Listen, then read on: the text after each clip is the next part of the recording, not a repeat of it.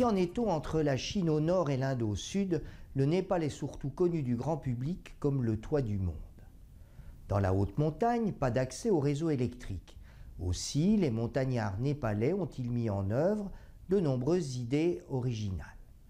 Du bois en abondance leur assure le chauffage, la cuisson des aliments et la production d'eau chaude. La puissance des torrents a permis l'installation de petites centrales hydroélectriques au fil de l'eau ou à partir de conduites forcées. On y trouve également de nombreux micro-panneaux solaires photovoltaïques pour éclairer les bâtiments, ainsi que des douches solaires thermiques. Pourtant, dans la plupart des pays développés, la production d'électricité reste centralisée et contrôlée par un monopole naturel. Comme le montagnard népalais, pourquoi ne pas décentraliser notre modèle électrique? Limitation des pertes liées au transport, valorisation des ressources naturelles locales, création d'une concurrence inédite entre le consommateur et le monopole naturel, les avantages sont très nombreux. D'autant que les sources d'énergie décentralisées sont multiples. Le solaire photovoltaïque installé sur les toitures est bien sûr la première idée qui vient à l'esprit. Mais le gaz de pétrole liquéfié, le gaz naturel ou les granulés de bois peuvent aussi soutenir de la cogénération domestique en produisant conjointement de l'électricité, du chauffage et de l'eau chaude directement à l'intérieur d'un logement. D'autant qu'une micro-chaudière à cogénération ne prend pas plus de place qu'une chaudière classique. La microgénération électrique ne s'applique pas qu'aux individuels. Toutefois, les expériences collectives de quartiers ou de villages électriquement autonomes sont encore relativement très rares. Feldheim en Allemagne, Béganne et Montdidier en France font ainsi figure de villages pionniers.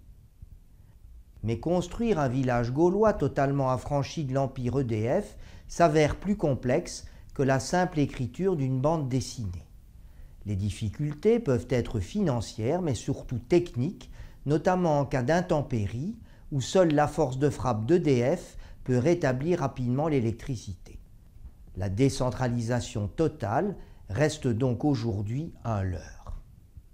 Si l'Afrique compte 1 milliard d'habitants, elle ne consomme annuellement que 730 TWh d'électricité, soit une consommation moyenne individuelle 12 fois inférieure à celle du français.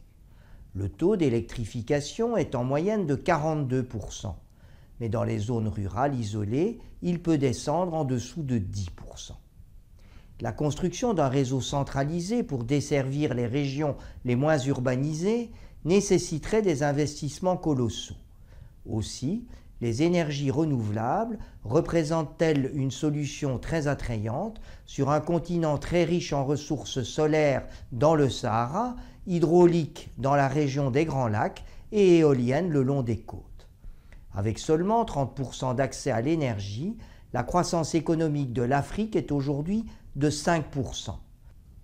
Grand spécialiste de l'Afrique, l'ancien ministre Jean-Louis Borloo considère qu'une Afrique électrifiée verrait sa croissance économique portée à 15%.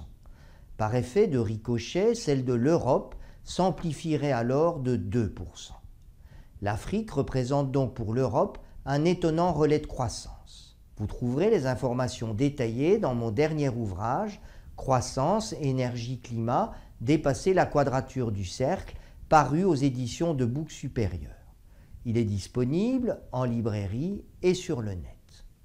Je vous donne rendez-vous lundi prochain pour un nouvel épisode. Nous entamerons la dernière partie de cette série consacrée à la géopolitique de la transition énergétique.